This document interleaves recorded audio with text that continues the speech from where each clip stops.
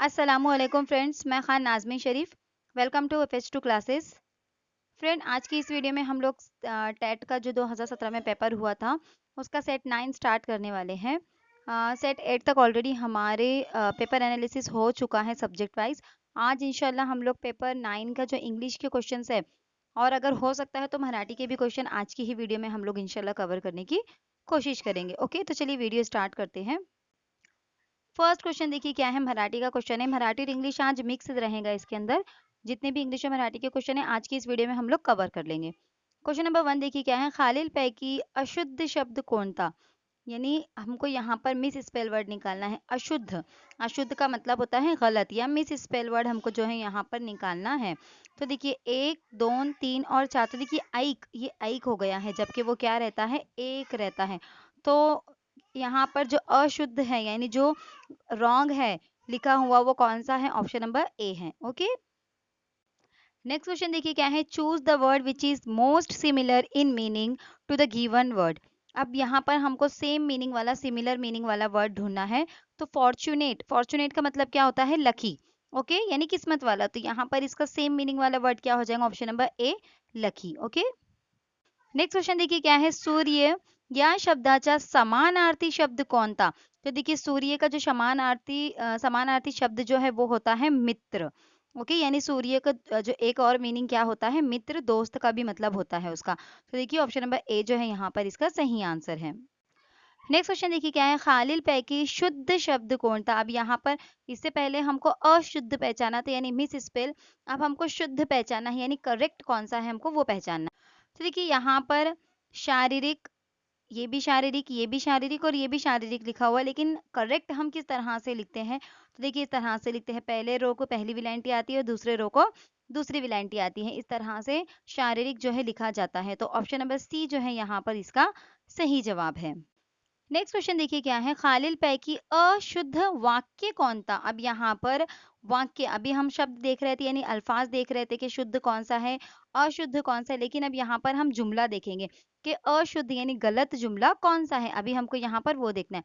तो option number A क्या है, शाळा मातेप्रमाणे आहे, आमच्या गावातील पाटील हे कर्णासारखे दानशूर आहेत, काय वसंतराव तुम्हाला सुपारी लागते का।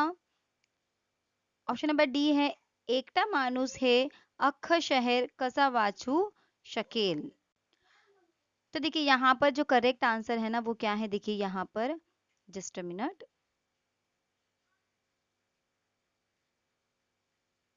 देखिए ऑप्शन नंबर डी जो है यहाँ पर इसका सही जवाब होगा, एकटा माणूस हे अख्खं शहर कसा वाचवू शकेल। ओके, ये यहाँ पर जो है इनकरेक्ट है। जो गलत जुमला है, अशुद्ध जुमला है, वो ऑप्शन नंबर डी है। नेक्स्ट क्वेश्चन देखिए क्या है, नेक्स्ट क्वेश्चन है, पुढील म्हण पूर्ण करा, यानी यहाँ पर हमें कहावत पूरी करनी है। ऐकावे डैश करावे मनाचे, यानी वो कहावत है ना, सबकी सुनो मन की करो। तो यहाँ पर वही कहावत मराठी में है ऐकावे। तो यहाँ पर एक्चुअली इसका जो आंसर आएगा जनांचे। बहुत सारे लोगों को सर्वांचे में और कंफ्यूजन होगा, लेकिन जो कहावत है, कहावत के अंदर क्या है, ऐकावे जनाचे एंड करावे मनाचे। ओके, तो क्या है इसका correct answer, option number D जो है यहाँ पर इसका करेक्ट आंसर है कि ऐकावे जनाचे करावे मनाचे। ओके, नेक्स्ट क्वेश्चन देखिए क्या है, आय या शब्दाचा विरुद्धार्थी शब्द कौन सा। विरुद्धार्थी शब्द अब यहाँ पर हमको लेना है। आय, तो आई, आवक, व्यय या अव्यय। तो देखिए इसका जो विरुद्धार्थी शब्द है ना वो क्या है, यहाँ पर सी है, ऑप्शन नंबर सी वही है। ओके, नेक्स्ट क्वेश्चन देखिए क्या है यहाँ पर, a sentence with an underline idiomatic expression is given, what is the meaning of the idiomatic expressions, drive up the wall in the sentence given below. यानी ये जो ड्राइव अप द वॉल है तो सेंटेंस में इसका क्या meaning होता है, हमको ये चार ऑप्शन में से ढूंढना है।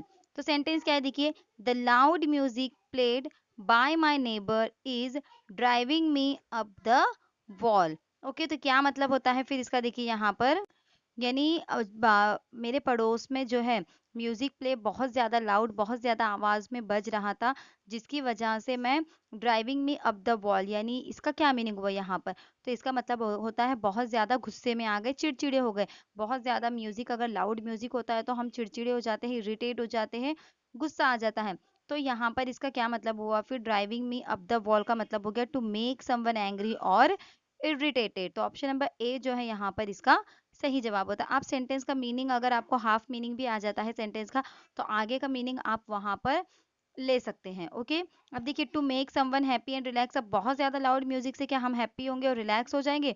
To accompany someone to the dance floor, यानी बाजू में बहुत ज्यादा म्यूजिक बज रही है तो आप जाकर वहां पर डांस करना शुरू कर देंगे, या फिर नन ऑफ द अबव। तो देखिए ए ऑप्शन नंबर ए जो सूट हो रहा है यहाँ पर, तो आप ऐसे एलिमिनेट करके भी आंसर तक पहुंच सकते हैं। नेक्स्ट क्वेश्चन देखिए क्या है, तुमच्या शाळेतील मुले चांगली आहेत या वाक्यातील विशेषण ओळखा। विशेषण यानी क्या, एडजेक्टिव, सिफत। तो तुमच्या शाळेतील मुले चांगली आहेत, तो चांगली यानी यहाँ पर ये क्या हो जाएगा, इसका विशेषण हो जाएगा, यानी खूबी बताने वाले अल्फाज को विशेषण कहते हैं, इंग्लिश में एडजेक्टिव कहते हैं और उर्दू में सिफत कहते हैं। तो ऑप्शन नंबर डी जो है यहाँ पर इसका सही जवाब होगा। ओके, नेक्स्ट क्वेश्चन देखिए इंग्लिश का है, choose the word which is opposite in meaning to the given word. यानी हमको यहाँ पर जो गिवन वर्ड है उसका अपोजिट मीनिंग ढूंढना है, यानी उल्टा मतलब देखना है हमको यहाँ पर। तो फिजिबल, इसका अपोजिट मीनिंग क्या होता है? ऑप्शन नंबर ए है इम्प्रैक्टिसेबल, प्रैक्टिसेबल, अचीवेबल और अटेनेबल। तो देखिए यहाँ पर इसका जो सही जवाब है वो क्या है, देखिए ऑप्शन नंबर ए जो है इसका यहाँ पर सही जवाब है इम्प्रैक्टिकेबल। ओके, यहाँ पर ऑप्शन नंबर ए जो है इसका अपोजिट वर्ड है, फिजिबल का अपोजिट क्या है, इम्प्रैक्टिकेबल। ओके, देखिए क्वेश्चन नंबर 77 क्या है, आकाशात गमन करनारा। अब यहाँ पर ये मराठी का क्वेश्चन है, तो आकाशात यानी आसमान में, गमन करनारा उसको हम क्या कहेंगे? मेघ यानी बादल होते हैं, विमान यानी हवाई जहाज होता है, पक्षी, या फिर खग। तो देखिए एक्चुअली इसका जो सही जवाब है वो क्या है, ऑप्शन नंबर डी है, खग। ओके, नेक्स्ट क्वेश्चन देखिए क्या है, माशा मारणे या वाक्य प्रकारचा अर्थ काय। अब देखिए ये जो मुहावरा है माशा मारने यानी मक्खियां मारना, तो इसका जो मीनिंग है वो क्या होता है?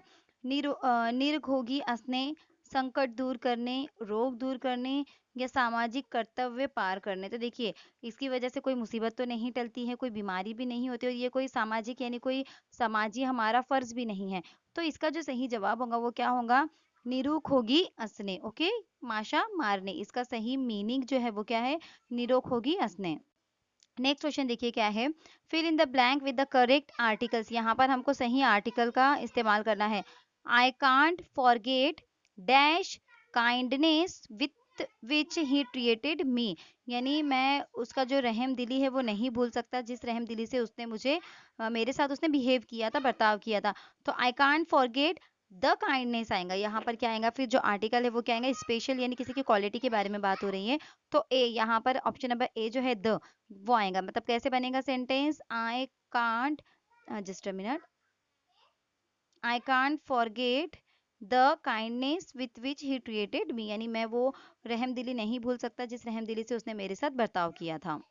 नेक्स्ट क्वेश्चन देखिए क्या है, a sentence with an underline phrasal verb is given below, out of the four option choose the one which can be substituted for the given phrasal verb. यानी ये जो अंडरलाइन फ्रेजल वर्ब है इसका हमको meaning जो है option, चार option में से ढूंढना है।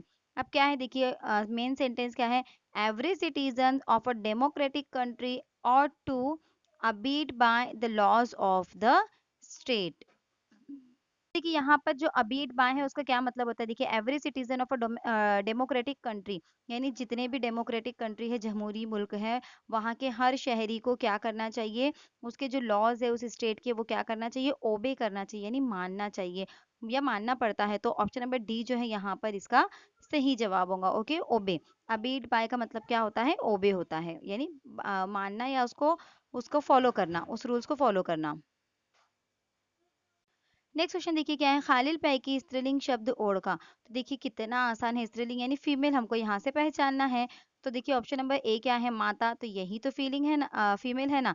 पिता ये तो पुलिंग हो जाएगा, काका भी पुलिंग हो जाएगा और मामा भी पुलिंग हो जाएगा, यानी ये तीनों के तीनों मेल की कैटेगरी में आते हैं, और माता जो है वो फीमेल की कैटेगरी में आती है, तो हमको फीमेल ही पहचानना है स्त्रीलिंग। तो ऑप्शन नंबर ए जो है यहाँ पर इसका सही जवाब होगा। नेक्स्ट क्वेश्चन देखिए क्या है, out of the given options choose the most appropriate one to fill in the blank. यानी हमको यहाँ पर जो चार ऑप्शन दिए गए हैं उनमें से हमको ब्लैंक में कौन सा सही आएगा हमको वो ढूंढकर फिलअप करना है। A stone dash me on the head, यानी जो स्टोन है, जो पत्थर है, क्या हुआ, struck me on the head यानी मेरे सर पर आकर लगा। Have strike, has strike, have struck. Okay, क्या आएगा फिर यहाँ पर? तो देखिए यहाँ पर ऑप्शन नंबर बी और सी तो इसलिए कैंसिल होता है क्योंकि स्ट्राइक जो है ये फर्स्ट फॉर्म है और हैव और हैज के साथ हमेशा थर्ड फॉर्म आता है। और हैव स्ट्रक इसके लिए नहीं आएगा क्योंकि स्टोन जो है सिंगुलर है, तो हैज स्ट्रक अगर आता था तो हम एक बार इसको कंसिडर कर सकते थे, लेकिन चूंकि ये सिंगुलर है इसके लिए हैव नहीं आएगा, यहाँ पर हैव स्ट्रक नहीं आएगा, हैज स्ट्रक आना चाहिए। तो ओनली अगर हम इसको पास्ट टेंस में लेते मानकर चलते तो a stone struck me on the head यानी जो स्टोन था वो कहाँ पर लगा? सर पर आकर लगा। नेक्स्ट क्वेश्चन देखिए क्या है, बंधू या शब्दाचा समानार्थी शब्द कोणता? तो देखिए बंधु ये शब्द का समानार्थी शब्द कौन सा है? बंधन है, बांध है, बंधक है, या फिर भ्राता है? तो देखिए जो बंधु है उसका सही समानार्थी शब्द क्या है? भ्राता। ओके, ये इसका जो है करेक्ट समानार्थी शब्द है। नेक्स्ट क्वेश्चन देखिए क्या है, out of the given 4 word only one is spell correctly, find the word that is correctly spell. तो यहाँ पर 4 वर्ड है, उनमें से हमको क्या करना है? करेक्ट स्पेलिंग वाला वर्ड हमको तलाश करना है।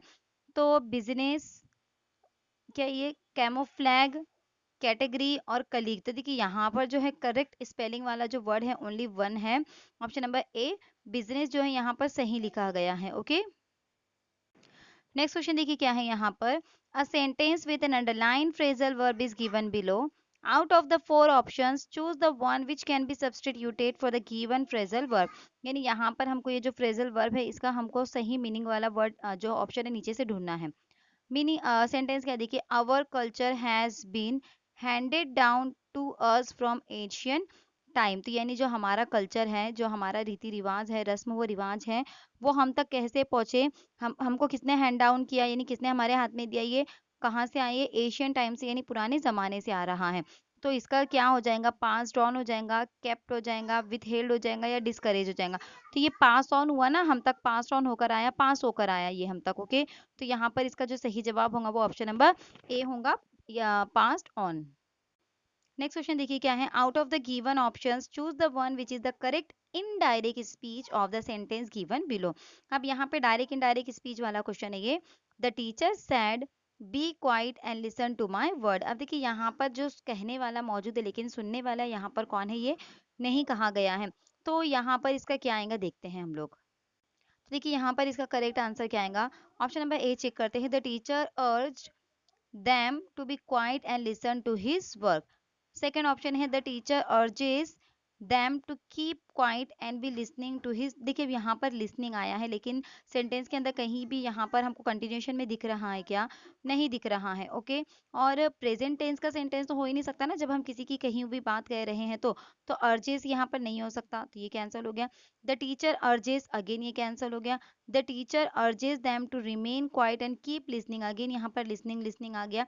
तो अगर मेन सेंटेंस अगर कंटिन्यूअस टेंस में है तो हमको उसको कंटिन्यूअस टेंस में इनडायरेक्ट स्पीच में लेना है। ओके, तो इस हिसाब से अगर हम देखेंगे तो ऑप्शन नंबर ए ही यहाँ पर हमको सही लग रहा है, the teacher urged them to be quiet and listen to his words. Okay, next question देखिए क्या है, out of the given options choose the one which is the correct passive voice of the sentence given below. अब active और passive voice का जुमला है, can I solve these sums. अब can these sums be solved by me, first sentence हो गया। Will these sums solved by मी। अब देखिए यहाँ पर विल से कैसे स्टार्ट हो सकता है जब यहाँ पर सेंटेंस में कैन दिया गया। Shall this sum be solved with me, यहाँ पर शल भी नहीं हो सकता क्योंकि फ्यूचर टेंस में अगर सेंटेंस है तो ही हमको उसको फ्यूचर टेंस में बनाना है, और वुड भी यहाँ पर नहीं हो सकता। तो इस हिसाब से अगर हम देखेंगे तो ऑप्शन नंबर ए ही हमको सही लग रहा है कि कैन। देखिए कैन तो एज इट इज रहेगा, उसके बाद हम क्या करते हैं, दीज सम जो ऑब्जेक्ट होता है उसको सब्जेक्ट बनाते हैं। तो देखिए दीज सम, फिर यहाँ पर हम क्या करेंगे, ये जो सॉल्व है इसको हम थर्ड फॉर्म में लिखेंगे। तो बी सॉल्व यहाँ पर क्योंकि कैन आया है इसके लिए हम इसको बी सॉल्व लिखेंगे। फिर बाय हम लगाते हैं और उसके बाद जो सब्जेक्ट होता है हमारा वो सब्जेक्ट हम लगाएंगे। तो आई सब्जेक्ट था उसको ऑब्जेक्ट बनाएंगे तो वो मी बन जाएगा, बाय मी। तो can these sums be solve by me, ये इसका सही जवाब होगा। नेक्स्ट क्वेश्चन देखिए क्या है, out of the given 4 word only one is not spelled correctly, find the word that is not correctly spelled. अब यहाँ पर गलत स्पेलिंग वाला वर्ड हमको यहाँ पर तलाश करना है। तो ऑप्शन नंबर ए है, देखिए क्या है, बिगिनिंग, बर्डन, बिसेर और बेलवेदर। तो देखिए यहाँ पर बिगिनिंग जो है ये यहाँ पर गलत है, मिस स्पेल है, तो ऑप्शन नंबर ए जो है यहाँ पर इसका सही जवाब होगा।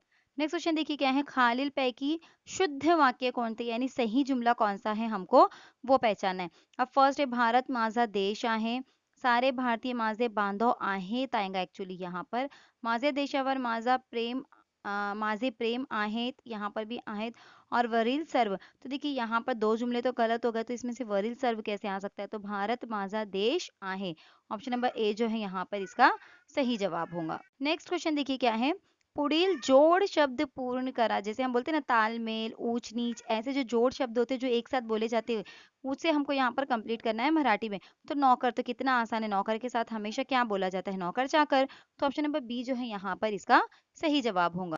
नेक्स्ट क्वेश्चन देखिए क्या है यहाँ पर, out of the given options which best express the meaning of the given proverb. अब यहाँ पर जो प्रोवर्ब है हमको उसका मीनिंग ढूंढना है।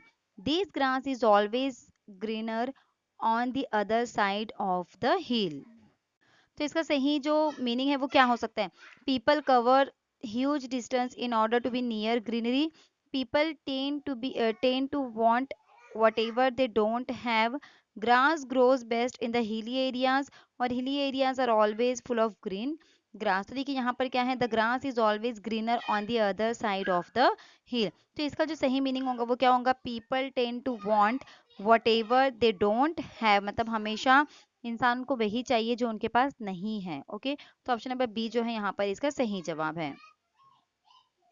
नेक्स्ट क्वेश्चन देखिए क्या है, महोत्सव या शब्दाची संधि सोडवा, तो महा उत्सव, महान उत्सव, महोत्सव या महत उत्सव, तो देखिए दो मेन शब्दों को जोड़कर ये एक शब्द बनता है, तो महा एक शब्द हो गया, उत्सव एक शब्द हो गया, इन दोनों को मिलाकर बन गया महो, देखिए ये काना, और यहाँ पर इसका आखिरी में काना आता है और इसका आखिरी में उकार आता है, तो काना और उकार मिलकर क्या बनता है, इस तरह से बनता है ना, एक काना और एक मात्रा बनता है, तो इसके लिए यहाँ पर ये हो जो है काना एक मात्रा बन गया महोत्सव, इस तरह से ये जो संधि आपको छुड़ानी है। ओके, नेक्स्ट क्वेश्चन देखिए क्या है, उपकार या शब्दाचा विरुद्धार्थी शब्द कौन था, यानी अपोजिट मीनिंग वाला वर्ड हमको यहाँ पर इसका ढूंढना है, तो देखिए कौन सा आएगा इसका अपोजिट मीनिंग, उपकार, तो इसका एक्चुअली क्या आता है, अपकार। ओके, तो ऑप्शन नंबर सी जो है यहाँ पर इसका सही जवाब होगा। तो देखिए आज के वीडियो में इतना ही, जितने भी मराठी और इंग्लिश के क्वेश्चन सेट 9 में आए थे आज हमने कवर कर लिए सभी के सभी, यानी इंग्लिश और मराठी आज हमारा कंप्लीट होता है। कल इंशाल्लाह हम सीडीपी के क्वेश्चंस को कवर करने की कोशिश करेंगे। ओके, तो आज की वीडियो आपको कैसी लगी मुझे कमेंट करके ज़रूर बताइए। अगर वीडियो आपको अच्छी लगती है तो चैनल को सब्सक्राइब ज़रूर करिए, और अगर आपको कोई प्रॉब्लम है, कहीं कुछ सजेशन है तो आप मुझे वो भी बता सकते हैं। ओके, तो देखिए इस वीडियो को ज़्यादा से ज़्यादा शेयर कीजिए जो उर्दू मीडियम के लिए प्रिपरेशन कर रहे हैं टेट एग्जाम की। अगर वीडियो अच्छी लगती है तो लाइक ज़रूर करना। नेक्स्ट वीडियो आने तक मुझे दुआ में याद रखिए। अल्लाह हाफिज़।